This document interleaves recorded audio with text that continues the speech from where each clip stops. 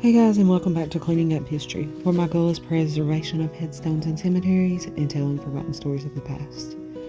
Warning, this video may contain adult content. Viewer discretion is advised.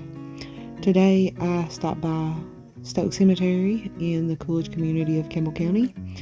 I have been working on this cemetery for a couple of years now, trying to get every single headstone and grave cleaned up and presentable, and I've got the majority of them clean. These Stout headstones over here in the corner, I hadn't gotten to them yet. They weren't really bad, dirty or anything. They had some soil and grass growth on them. A couple of stains on Boot Stout's headstone. His father's was pretty good, just needed the weeds trimmed around them and things like that. But I thought while I was tidying up these two headstones, I would go ahead and do a little video and tell a story about Boot Stout as I was cleaning up his grave.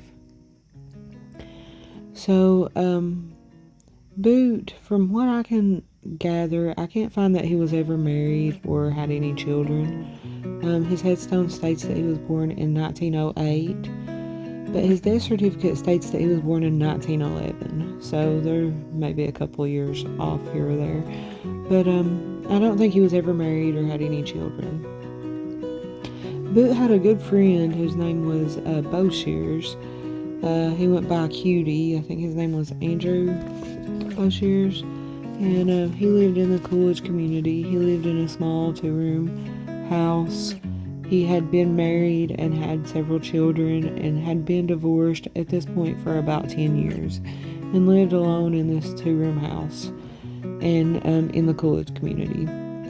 And Boot and Cutie were known to be drinking buddies. They would just hang out and drink together, and oftentimes at Boshears' place they would be seen hanging out and drinking. And one particular Saturday night, a couple of Boshears' grandsons stopped by his home, which was quite normal. They stopped by to feed the mules, and I think it said one of them was borrowing an axe from his grandfather, and they noticed that Stout was there with their grandfather, and they didn't think much of it. They went about their business and then left. And the next morning, one of these grandsons, the 10-year-old, he went to his grandfather's house where he found a horrible scene.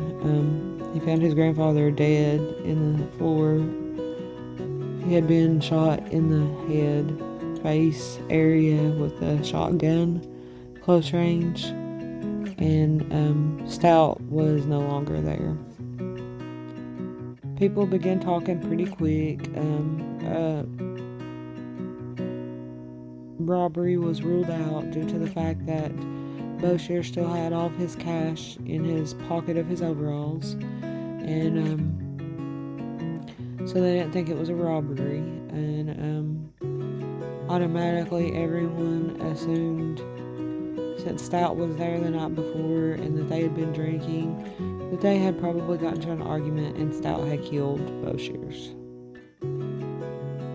So Stout was charged with the murder of Boshears and had a trial set, but Stout's trial had to be postponed due to the fact that he got severely ill and had to be hospitalized. And before they could set a new trial, Stout died of cancer, so he was never tried actually for the murder, found guilty of the murder of Boshears. So no one was officially found guilty of this murder. While I'm cleaning up these stones, I'm going to put up a few of the newspaper articles throughout. There were a lot of articles that talked about different things about this incident, and I'm just going to share a few of them on this video while I'm tidying up the graves. Stout and his father are buried here in the corner of Stoke Cemetery in Coolidge.